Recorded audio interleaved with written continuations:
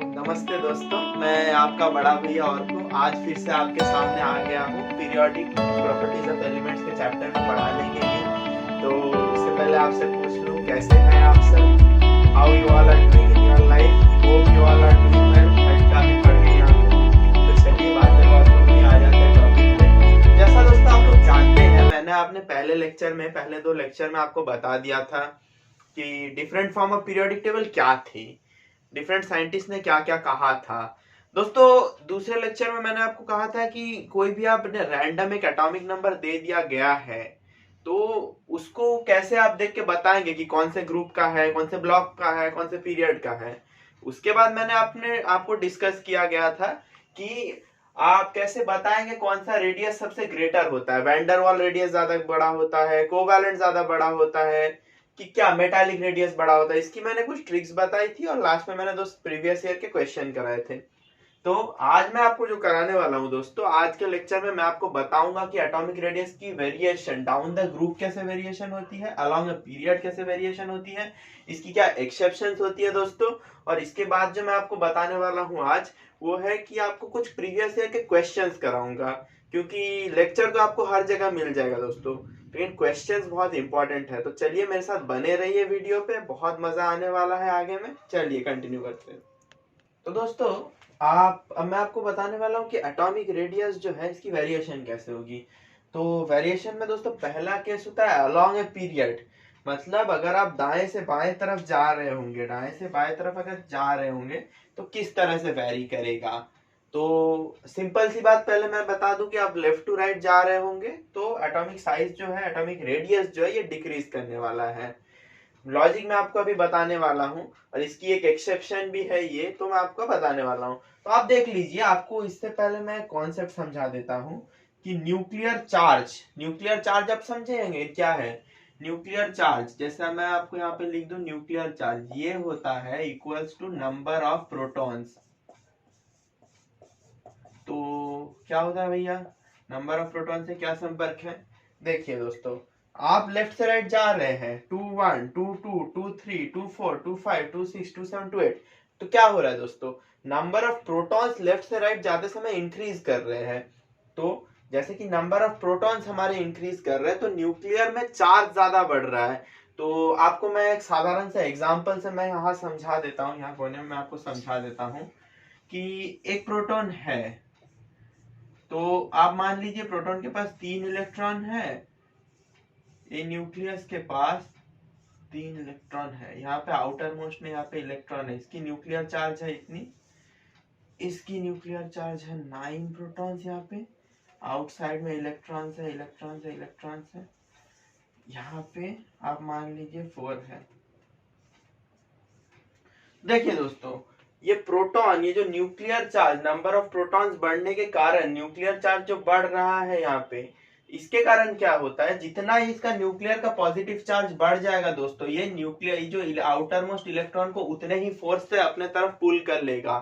तो as in उसका result क्या होगा दोस्तों, जितना तेजी से आपको पुल कर देगा तो न्यूक्लियस जो है कॉन्ट्रैक्ट कर जाएगा, श्रिंक कर जाएगा। तो इससे क्या होता है, एटॉमिक रेडियस जो है डिक्रीज कर जाती है। जितना आप मान लीजिए न्यूक्लियर चार्ज जो है वो एटॉमिक इंक्रीज करने से एटॉमिक रेडियस को डिक्रीज कर देती है। तो मैं यहाँ पे साइड में आपको सम अप कर देता हूँ यहाँ पे कि न्यूक्लियर चार्ज जो है, एटॉमिक रेडियस जो है दोस्तों, वो हमारा प्रोपोर्शनल होगा, इनवर्सली प्रोपोर्शनल होगा नंबर ऑफ प्रोटॉन से, या फिर इनवर्सली प्रोपोर्शनल होगा न्यूक्लियर चार्ज से। न्यूक्लियर चार्ज जितना बढ़ेगा यहाँ पे हमारे, तो ये होगा एटॉमिक रेडियस डिक्रीज कर जाएगा। दोस्तों मैं आपको रिक्वेस्ट करना चाहूंगा, आप पॉज करके इसको जरा नोट कर लीजिए। दोस्तों अब मैं आपको जिस एक्सेप्शन की बात बता रहा था दोस्तों, यहां से तो न्यूक्लियर चार्ज घटते घटते घटते घटते जा रहा है। आप यहाँ एक चीज नोटिस करेंगे, नियॉन की जो एटॉमिक रेडियस है ये जो है फ्लोरीन से बहुत ज्यादा है। बोलेंगे भैया क्या, ये तो कंट्राडिक्टरी स्टेटमेंट हो गया, इसका मैं क्या कर सकता हूँ अब। तो दोस्तों मैं आपको एक बात बता दूं यहाँ पे कि मैंने पिछले लेक्चर में जो कहा था कि नोबेल गैसेस के लिए जो है, ओनली इसका नोबेल गैसेस के लिए जो है वैंडर वाल रेडियस प्रोपोर्शन पॉसिबल है, वैंडर वाल्स रेडियस। अब तो इससे क्या फर्क पड़ता है हमें? देखिए दोस्तों, वैंडरवाल रेडियस में एक्चुअली जो है बॉन्ड की शेयरिंग नहीं हुई है, दूर दूर से जो थी उस इसी के कारण से पास पास थे, तो उसके डिस्टेंस का जो हाफ था वो हमने ले लिया था वैंडरवाल। जिन्होंने नहीं देखा है वो मेरा प्रीवियस लेक्चर देखें तो आपको एकदम क्लियरली समझ में आ जाएगा। तो वैंडरवाल थी, और फ्लोरीन में जो था हमारा कोवैलेंट रेडियस था, एक्चुअली इलेक्ट्रॉन के शेयरिंग से बना है। तो अगर आप मान लीजिए ऐसा दो फ्लोरीन के एटम्स है, तो इसमें तो शेयरिंग हुई है, तो ये डिस्टेंस तो कम हो गया दोस्तों। और अगर आप हीलियम या नियन ले लेते हैं, नियन में वैंडरवाल में दूर दूर से था, तो ये डिस्टेंस बहुत ज्यादा, ये डिस्टेंस डिवाइडेड बाय 2 जो होता है वही हमारा वैंडरवाल है। तो ये डिस्टेंस बहुत ज्यादा इसके कंपैरेटिवली, क्योंकि दोस्तों मैं आपको बता ही देता हूँ चलिए। वैंडरवाल रेडियस जो है कि दो सेम टाइप के एटम नोबल गैसेस के पास पास, मतलब क्लोजेस्ट डिस्टेंस पे आएंगे, जितना हो सके क्लोजेस्ट डिस्टेंस, उसके बाद रिपल्शन शुरू हो जाएगा। तो at that distance the distance between their nucleus, center of their nucleus divided by 2 is what we know is the van der Waal radius. तो दोस्तों van der Waal radius always greater than covalent radius होता है। और ये तो noble gases की आपको पता भी है, मैंने पहले ही बताया था नोबल गैसेस की एटॉमिक रेडियस बहुत ज्यादा है।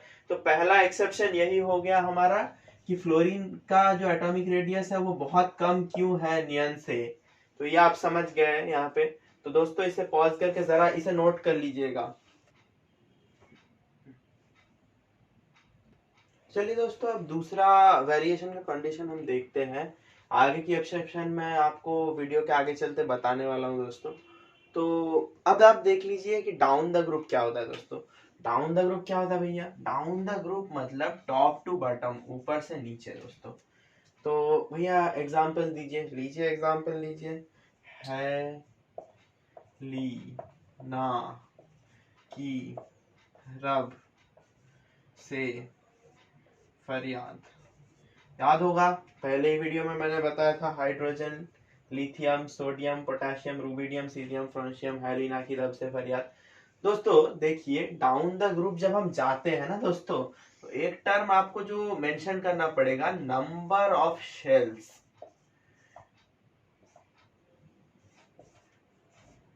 ये जो नंबर ऑफ शेल्स है ना दोस्तों, इंक्रीजेस। तो पहले वाले में अगर एक शेल हुआ दोस्तों, इसमें फिर 2 शेल होंगे, इसमें फिर 3 शेल होंगे। कंपैरेटिवली जो है इनका जो डाउन द ग्रुप है, एटॉमिक रेडियस इंक्रीज करता है।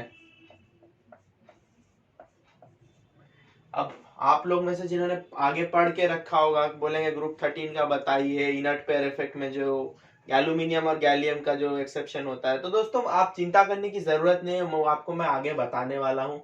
ये जस्ट बेसिक की बातें है, चाहे तो नोट कर भी सकते हैं, नहीं भी कर सकते, इसमें कोई दिक्कत वाली बात नहीं है। तो चलिए आगे बढ़ते हैं। एक्सेप्शन वाला बताने वाला हूँ कि भैया आप तो एक्सेप्शन बताते हैं, तो चलिए एग्जाम्पल दीजिए। लीजिए, आपका बड़ा भैया इसीलिए है आपके पास एक्सेप्शन की एग्जाम्पल देने के लिए। देखिए दोस्तों, आप पीरियोडिक टेबल तो मैंने आपको बता ही दिया है। तो पीरियोडिक टेबल के जो लेफ्ट मोस्ट एंड में आपको दिखेगा एटॉमिक नंबर 1 हाइड्रोजन, ये आपको दिखेगा। और हीलियम की जो नोबेल गैस की कैरेक्टरिस्टिक्स थी, कंप्लीट ऑर्बिटल 1s2 कॉन्फ़िगरेशन के लिए जो उसे ग्रुप 18 के ऊपर रखा गया था, जो हमने बताया था आपको पिछले वीडियोस में, आप याद करिएगा मैंने बताया था। तो देखिए हीलियम इधर होगा, तो उस हिसाब से अगर हम जाते हैं तो ये एक एंड पे होता है और ये एक एंड पे होता है। तो भैया आपने तो बताया था कि हम लेफ्ट टू राइट जाते हैं तो एटॉमिक रेडियस तो डिक्रीज करता है। तो अब आप मुझे बताइए किसका ज्यादा होगा एटॉमिक रेडियस ऑफ हाइड्रोजन और helium, which one is more? You guys tell me. देखिए दोस्तों, आंसर आप लोग अगर नॉर्मल लॉजिक से देना चाहेंगे तो आप लोग कहेंगे कि एटॉमिक रेडियस जो है H2 मॉलिक्यूल का ग्रेटर देन He2 हो जाएगा। और ये हो जाता है सरासर गलत। क्यों सर, क्यों गलत हो जाता है? देखिए दोस्तों, अब मैं आपको बताने वाला हूं कि नोबेल गैसेस जो थे, हीलियम हमारा नोबेल गैस था। तो नोबेल गैस के केसेस में वैन डर वाल रेडियस था। तो हीलियम में जो था तो एक्चुअल इलेक्ट्रॉन शेयरिंग तो हुई नहीं थी, वो क्लोजेस्ट अप्रोच ऑफ डिस्टेंस में था, उसके बीच का जो डिस्टेंस था उसे हमने R/2 कर दिया था। हीलियम हीलियम के दो मॉलिक्यूल थे, इसको हमने कर दिया था। तो इस हिसाब से तो डिस्टेंस बहुत ज्यादा हो गया। और हाइड्रोजन जो था दोस्तों, हाइड्रोजन तो 1s1 था, 1s1 था कि तुम्हारे पास 1s1 है, तुम्हारे पास 1s1 है, तो चलिए मिलके हम लोगों ने बॉन्ड फॉर्म किया। तो ये डिस्टेंस तो कंपैरेटिवली बहुत छोटा हो गया, इसको डिवाइड बाय 2 करेंगे तो हीलियम वाला डिस्टेंस बहुत ज्यादा आएगा। तो दोस्तों ये हमारा पहला एक्सेप्शन। जैसे बहुत बच्चों को कंफ्यूजन होगा कि क्यों ऐसा हो रहा है। देखिए दोस्तों, मैंने बताया कोवैलेंट बॉन्ड की फॉर्मेशन।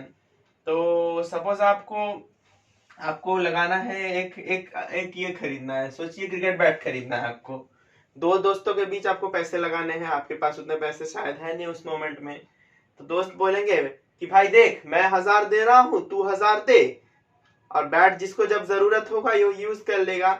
सिमिलरली दोस्तों इनका पास एक इलेक्ट्रॉन है, इनके पास एक और इलेक्ट्रॉन है, दोनों ने मिलकर इलेक्ट्रॉन शेयर करके बॉन्ड बना ली, कोवैलेंट बॉन्ड। तो इससे क्या हुआ ना, इनके बीच का डिस्टेंस बहुत कम हो गया। तो इस हिसाब से एक्चुअल आंसर होगा R of He is much greater than R of H2। ये होता है दोस्तों लॉजिक। तो अगर आप चाहें तो मैं आपको डिटेल इंग्लिश में भी बता देता हूँ कि क्या है आपको लिखना होगा, अगर आपके एग्जाम में, स्कूल के एग्जाम में आए तो। मैं जेई के नीट के लिए तो पढ़ा ही रहा हूँ, बट मैं चाहूंगा कि आप स्कूल के एग्जाम में भी बहुत अच्छे मार्क्स लाएं। दोस्तों सुनिए, आपको पहले लिखना होगा कि since helium is a noble gas and hydrogen is normal, so in helium, note करते रहिएगा दोस्तों, नोट करते रहिएगा। मेरे लेक्चर आप कॉपी पेन लेके देखेंगे तो आपको ज्यादा से ज्यादा मुनाफा होगा। देखिए दोस्तों, since helium is a noble gas, so it has only van der Waals radius which is not formed by sharing of atom, so radius of helium is much greater than radius of hydrogen। दोस्तों hydrogen आप last point mention भी कर सकते हैं, hydrogen में covalent radius होती है, hydrogen has only covalent radius, helium has van der Waals radius. दोस्तों इसको आप नोट करते रहिए, मैं आपको आगे पढ़ाने वाला हूँ। दोस्तों अब मैं आपको डी ब्लॉक के एक्सेप्शंस के बारे में बताता हूँ। पहले वीडियोस में भी आपसे कह चुका हूँ दोस्तों कि डी ब्लॉक जो है एक्सेप्शन से भरा है, क्लास 12 के बच्चे भी डरते हैं डी ब्लॉक से, ऐसी कोई बात नहीं है दोस्तों। तो आपको शायद याद होगा, मैंने आपको जब पीरियोडिक टेबल डी ब्लॉक का रटाया था, पीरियड वाइज रटाया था, तो आप बता सकते हैं कौन सी पीरियड के एलिमेंट्स है ये? जी हाँ, सही बताया आपने, ये थर्ड पीरियड के एलिमेंट्स हैं। तो ये थर्ड पीरियड के एलिमेंट्स में मैंने इसको ऐसे डाउन लिख दिया है, मगर ये एक अलोंग द पीरियड है, थर्ड पीरियड मैंने रटाया भी आपको थर्ड पीरियड वाइज ही था। तो दोस्तों आप देख लीजिए, अब आप अगर आप नॉर्मल लॉजिक अपना लगाएंगे तो आप बोलेंगे कि अलोंग द पीरियड तो डिक्रीज कर जाएगा, न्यूक्लियर चार्ज बढ़ रहा है, न्यूक्लियस इलेक्ट्रॉन को अपने तरफ पुल कर लेगा, एटॉमिक रेडियस श्रिंक कर जाएगा, मान लेते हैं। लेकिन ऐसा नहीं है दोस्तों, डी ब्लॉक में तो एक्सेप्शन से भरे हुए हैं। तो दोस्तों अब इसमें रिसर्च करके क्या पता चला है हमें कि up to vanadium, scandium, titanium, vanadium तक, अप टू हियर जो है वो डिक्रीज किया है, यहां तक एटॉमिक रेडियस डिक्रीज किया है। और दोस्तों यहाँ क्रोमियम से लेकर कोबाल्ट तक जो है एटॉमिक रेडियस कांस्टेंट रहा है। ये क्या भैया आप डरा दे रहे हैं हमें? कोई दोस्तों डरने वाली कोई बात नहीं है दोस्तों, मैं अभी आपको बताने वाला हूं। अब यहां से लेके जो नॉर्मल केसेस है, यहाँ पे पाया गया इंक्रीज, यहाँ पे कांस्टेंट पाया गया है, वहां पे डिक्रीज पाया गया था, और यहाँ पे जो पाया गया है दोस्तों, ये पाया गया है एटॉमिक रेडियस यहाँ पे इंक्रीज करेगा।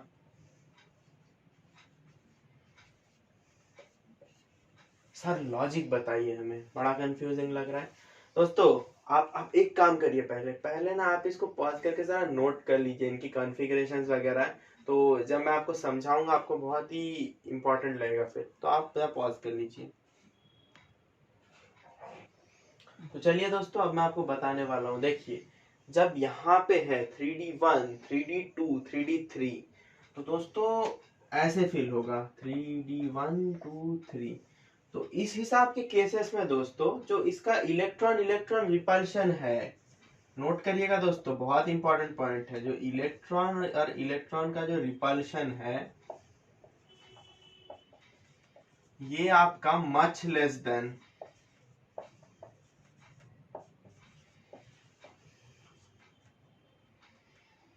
ये जो इलेक्ट्रॉन इलेक्ट्रॉन रिपल्शन है ये much less than increase in nuclear charge है।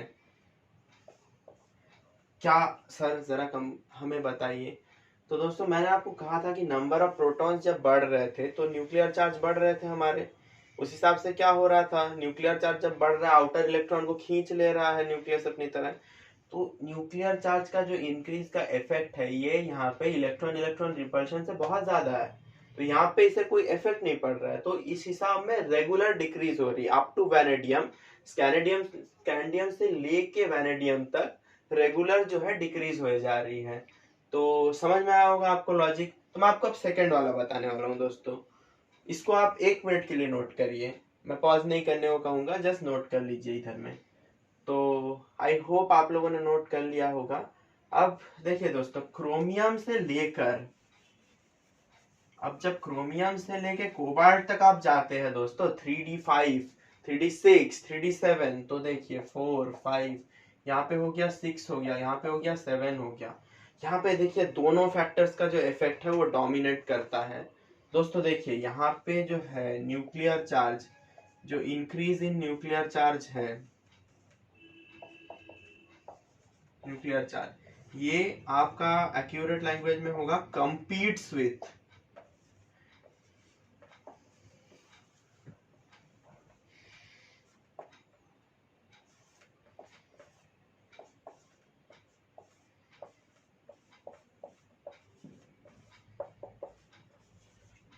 देखिए दोस्तों, increase in nuclear charge competes with electron electron repulsion.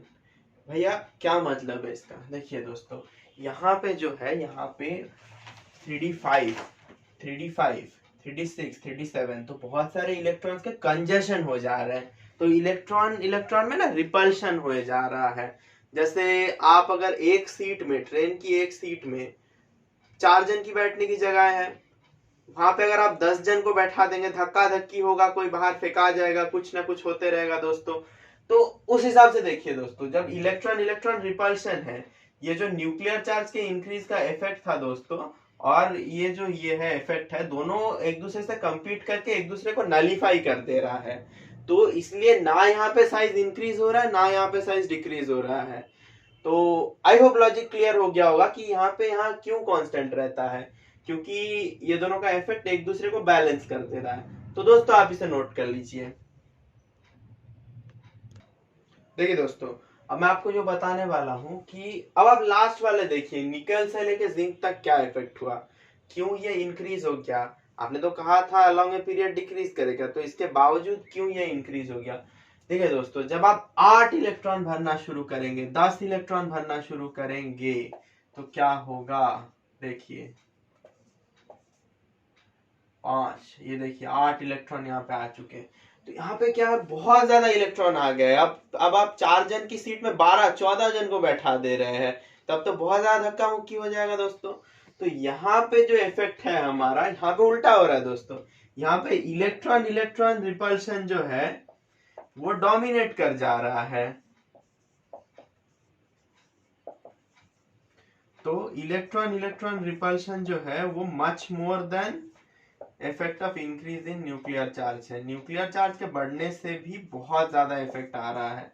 तो एज ए रिजल्ट यहाँ क्या हो रहा है दोस्तों, निकल का, कॉपर का, जिंक का अलोंग ए पीरियड भी रेडियस जो है दोस्तों ये बढ़ जा रहा है। आई होप लॉजिक क्लियर होगा। And to sum it up, मैं आपको कह दूंगा कि from scandium to vanadium it decreases, radius decreases. From chromium to cobalt, radius remains constant as the electron electron repulsion and the effect of nuclear charge competes with each other. And from nickel to zinc, the effect of increase is due to the electron electron factor which dominates over the increase in nuclear charge. Hope आपको समझ में आ गया हो। तो चलिए हम अब अगले टॉपिक पे शिफ्ट करते हैं। देखिए दोस्तों, अगला टॉपिक जो मैं आपको पढ़ाने वाला हूँ, इसके बेसिस पे भी बहुत सारे एक्सेप्शंस बनते हैं। पहला ये जो है टॉपिक है दोस्तों, शील्डिंग इफेक्ट। सर नाम से ही बड़ा डर लग रहा है, हमें डरने की जरूरत नहीं दोस्तों, बड़ा भैया है आपके साथ। देखिए, अगर आप एक मल्टी इलेक्ट्रॉन सिस्टम को कंसिडर कर लेते हैं, उसमें या आपका न्यूक्लियस बन जाता है, बाहर में बहुत सारे जो ऑर्बिट्स होते हैं इसमें इलेक्ट्रॉन्स होंगे। मान लीजिए ये हो गया इलेक्ट्रॉन, ये हो गया इलेक्ट्रॉन, यहाँ और इलेक्ट्रॉन है, यहाँ और इलेक्ट्रॉन है, यहाँ भी है, और मान लीजिए एक और आउटर मोस्ट ऑर्बिट आपका हो गया। देखिए दोस्तों, ये आपका न्यूक्लियस हो गया है। आउटर मोस्ट ऑर्बिट में बहुत सारे और इलेक्ट्रॉन्स आएंगे, यहाँ इलेक्ट्रॉन, यहाँ इलेक्ट्रॉन, यहाँ इलेक्ट्रॉन, यहाँ इलेक्ट्रॉन, यहाँ इलेक्ट्रॉन। तो देखिए ये एक मल्टी इलेक्ट्रॉन सिस्टम हो गया। तो शील्डिंग इफेक्ट समझाने से पहले मैं आपको एक एग्जांपल दे देता हूँ। सपोज ये जो शील्डिंग इफेक्ट में क्या होता है कि इनर इलेक्ट्रॉन जो होता है, वो जो होता है इनर इलेक्ट्रॉन को आउटर इलेक्ट्रॉन शील्ड कर देता है, ताकि आउटर इलेक्ट्रॉन को शील्ड कर देता है ताकि न्यूक्लियस अपने तरफ ना खींच पाए। देखिए दोस्तों, मैं आपको बताने वाला हूँ, एक एग्जांपल दे देता हूँ। सपोज आप यहाँ है, आपकी लड़ाई हो गई किसी कॉलेज किसी बड़े आदमी से, 25-26 साल के आदमी से आपकी लड़ाई हो गई है। तो वो आपको मारने के लिए ढूंढ रहा है, वो बदला लेगा आपसे, वो आपको मारने के लिए ढूंढ रहा है। तो यहाँ है या आप हो, और यहाँ जो है आपके यहाँ बड़े भैया है, क्या आपके कोई सीनियर है जो आपको यहाँ से बचा ले रहा है। यह आदमी आपको मारने वाला था लेकिन यह आपको बचा ले रहा है। सिंपल लॉजिक में दोस्तों यही है शील्डिंग इफेक्ट। आउटर इलेक्ट्रॉन को न्यूक्लियस जो खींच रहा है अपने तरफ, उसको ये रोक ले रहा है इनर इलेक्ट्रॉन। यही होता है शील्डिंग इफेक्ट दोस्तों। तो आप अगर मैं आपको बुकिश लैंग्वेज में आपको कहना चाहूं तो inner electron shield outer electron from the nucleus, ये होगा एक लाइन की डेफिनेशन दोस्तों आपको शील्डिंग इफेक्ट तो समझ में आ ही गया होगा एग्जांपल के साथ। ऐसे बहुत सारे एग्जांपल बन भी सकते हैं इस पे, तो एग्जांपल पर टाइम ना गवाए, मैं आपको बताने वाला हूँ शील्डिंग इफेक्ट किसकी ज्यादा ऑर्डर में होती है। तो देखिए एस की ज्यादा शील्डिंग इफेक्ट होती है, फिर पी की होती है, फिर डी की होती है दोस्तों, फिर एफ की होती है शील्डिंग इफेक्ट। ये आप याद रखिए, बाद में बहुत काम आने वाला है। एस की शील्डिंग इफेक्ट, एंड ये क्यों होता है दोस्तों, ये क्यों होता है, due to their shape. S की जो सर्कुलर शेप है, पी की जो डम्बल शेप्ड है दोस्तों, ये मैं आपको डिटेल में पढ़ाऊंगा एटॉमिक स्ट्रक्चर वाले चैप्टर में, नहीं तो वीडियो का लेंथ बहुत बड़ा हो जाएगा दोस्तों। मैं नहीं चाहता आप लोग का टाइम बर्बाद हो, time is very precious for you guys. तो दोस्तों यहाँ पे इसका आप अभी मैं आपको सिंपल एक लॉजिक बता दे सकता हूँ। मैं शेप तो अभी आपको बना के दिखाऊंगा, वीडियो का बहुत 2 घंटे का वीडियो बन जाएगा। तो आप इसको यहाँ पे लॉजिक सिंपल लिख सकते हैं, डिस्टेंस फ्रॉम न्यूक्लियस,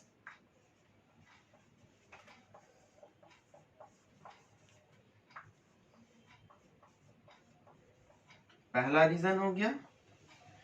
दूसरा रीजन आपका यहाँ हो जाएगा शेप ऑफ ऑर्बिटल्स। इतना लिख के आएंगे, फुल मार्क्स मिल जाएगा दोस्तों। देखिए दोस्तों, इसका कारण यही है, शील्डिंग इफेक्ट एस की ज्यादा, पी की उसके बाद, फिर डी की उसके बाद, फिर एफ की। ये है डिस्टेंस फ्रॉम न्यूक्लियस के कारण और शेप ऑफ ऑर्बिटल्स के कारण दोस्तों। ये आप डायग्राम आप याद रखिए, और जो एग्जांपल मैंने दिया कि बड़ा आदमी आपको मारने वाला है, यहाँ बड़ा आदमी खड़ा है आपको मारने वाला है, लेकिन यहाँ आपका कोई बड़ा भैया या फिर कोई आपका फैमिली मेंबर है जो आपको उससे बचा ले रहा है। दोस्तों ये एग्जांपल याद रखिए, ड्राइंग याद रखिए, और मल्टी इलेक्ट्रॉन सिस्टम में क्या होता है ये जरा आप नोट करिए। उसके बाद मैं आपको लैंथेनॉइड कॉन्ट्रैक्शन समझाने वाला हूं। दोस्तों आपको याद होगा कि मैंने आपको पहले बताया था कि 58 से 71 एटॉमिक नंबर जो है, 58 से 71 जो है वो हमारे लैंथेनॉइड्स के कैटेगरी में आते हैं, ब्लॉक के। इसका याद रखने के ट्रिक्स नहीं बताए थे मैंने, बड़े कॉम्प्लेक्स होते हैं, एंड फार्मूला और केमिकल जो ये है इलेक्ट्रॉनिक कॉन्फ़िगरेशन वो आप लिख नहीं सकते हैं इसका। तो मैं 58 से 71 जो है लैंथेनॉइड्स हैं। तो दोस्तों अगर आप इसकी जो आउटर मोस्ट सबशेल होती है 4f0, 4f1, 4f2, ऐसे चलते रहेंगे दोस्तों, ऐसे डॉट डॉट डॉट चलते रहेंगे, कॉन्टिन्यूस चलते रहेंगे 4f14 तक। देखिए दोस्तों यहां तक चलता रहेगा इसका जो आउटर मोस्ट कॉन्फ़िगरेशन ये है। मैंने आपको बताया था दोस्तों कि F की पहले S की ज्यादा होती है, फिर P की, फिर D की, फिर F की। तो F की जो शील्डिंग इफेक्ट होती है दोस्तों वो सबसे पुअर होती है। तो आपको अगर एग्जांपल मैं फिर से वही वाला एग्जांपल रिपीट कर दूं कि दोस्तों आपको मारने वाला है लेकिन आपको बचाने वाला जो है अगर उतना स्ट्रॉन्गर नहीं है, अगर बड़ा आपका जो बड़ा भैया है वो उतना स्ट्रॉन्गर नहीं है, तब तो आप पिट जाओगे दोस्तों। वो कारण है कि न्यूक्लियस जो है वो खींच लेगा आउटर मोस्ट इलेक्ट्रॉन को। तो F की जो पुअर शील्डिंग इफेक्ट है, पुअर शील्डिंग इफेक्ट, ये वर्ड आपको यूज करना पड़ेगा आंसर लिखते समय, पुअर शील्डिंग इफेक्ट।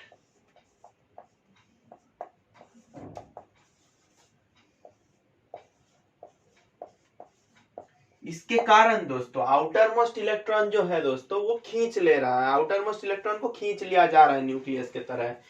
तो इसी कारण से जो 4f की जो रेडियस है, एटॉमिक रेडियस है, वो कम है होगी 3d के कारण, 3d से। तो इसी को हम कहते हैं दोस्तों लैंथेनॉइड कॉन्ट्रैक्शन। इस आपके लिए इतना ही जान के रखिए, काफी है दोस्तों। तो आप आपके लिए इतना ही जान के रखिए, जब डी ब्लॉक में आपको पढ़ाने वाला हूँ, डीपली पढ़ाने वाला हूँ, आप जरा इसे नोट करिए दोस्तों। एफ मैंने ये आपको स्टेटमेंट लिख भी दिया है, आप मैं चाहूंगा आप इसे नोट डाल के लिख लीजिए, एग्जाम में बहुत काम आएगा।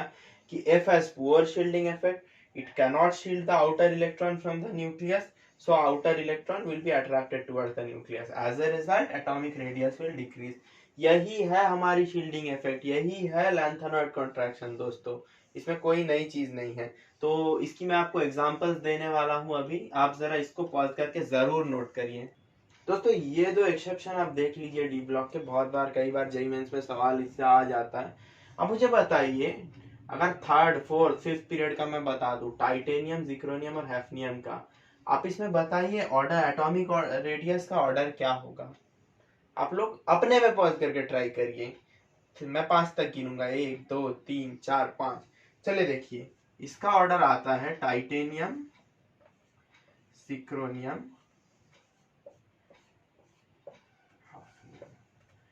ये कैसे भैया, टाइटेनियम से यहाँ तक तो ठीक है, नीचे जा रहा है, शेल्स बढ़ रहे हैं, तो एटॉमिक रेडियस इंक्रीज, इन दोनों का कांस्टेंट क्यों हो गया दोस्तों। मैंने बताया था ना आपको एफ की शील्डिंग इफेक्ट के बारे में, एफ की पुअर शील्डिंग इफेक्ट होती है, तो ये नंबर ऑफ शेल्स इंक्रीज होने के इफेक्ट को ये बैलेंस कर दे रहा है। जैसे वहां पे हमारा था कि न्यूक्लियर चार्ज और इलेक्ट्रॉन इलेक्ट्रॉन रिपल्शन को बैलेंस कर रहा था, यहाँ पे भी सेम है दोस्तों, कि नंबर ऑफ शेल्स इंक्रीज होने के इफेक्ट को ये जो एफ की पुअर शील्डिंग इफेक्ट बैलेंस कर दे रहा है। इसी को आपके किताब में टर्म दे दिया है लैंथेनॉइड कॉन्ट्रैक्शन। बच्चे डर जाते हैं इससे कि लैंथेनॉइड कॉन्ट्रैक्शन क्या है। दोस्तों ये जो नोट्स मैं आपको दे रहा हूँ ना, छोटे छोटे नोट्स आप समझ रहे हैं, ये किताब में 50-60 पेजेस को है, मैं उसको कंडेंस करके उसका जूस निकाल के आपको दे रहा हूँ दोस्तों। तो आपको यहाँ पे आपको कॉन्सेप्शन पूरा क्लियर मिल जाएगा दोस्तों, आप मुझे फॉलो करिए, मुझे आपको कॉन्सेप्शन पूरा क्लियर मिल जाएगा। तो इसके बाद दोस्तों मैं आपको जो बात यहाँ पे बताने वाला हूँ कि ये तो ठीक है, तो इसके बाद आप जो करिएगा कि अब बताइए वैनेडियम, नायोबियम और इसका, ये तीनों में से आप बताइए क्या ऑर्डर होगा। अपने में पॉज करिए, बताइए, 5 तक गिनूंगा, 1 2 3 4 5, वही सेम चीज होगा दोस्तों, पहले वैनेडियम का आएगा, फिर नायोबियम का आएगा, सेम लॉजिक दोस्तों। लैंथेनॉइड कॉन्ट्रैक्शन, आप लैंथेनॉइड कॉन्ट्रैक्शन वर्ड यूज करेंगे, एग्जामिनर झट से मार्क्स देगा आपको। आप एक्सप्लेनेशन में लिख सकते हैं कि एफ की पुअर शील्डिंग इफेक्ट के कारण, due to poor shielding effect of F, the outer electrons are attracted towards the nucleus, जो मैंने आपको लिख के दिया था, as a result atomic radius decreases. दोस्तों मैं आपको बात बता रहा था कि मैं आपको कंडेंस करके, ये जो 6-7 लेक्चर्स में होंगे वो मैं आपको कंडेंस करके 2 लेक्चर में देने की कोशिश करता हूं दोस्तों। तो आप इसे नोट करिए यहाँ पे। हाँ तो दोस्तों मैं सोचता हूँ कि क्वेश्चंस आपको मैं अगले वीडियो में जस्ट कल करवाने वाला हूँ, ठीक है। आप इतना तक अभी आप समझिए, एनसीईआरटी बुक को पढ़िए।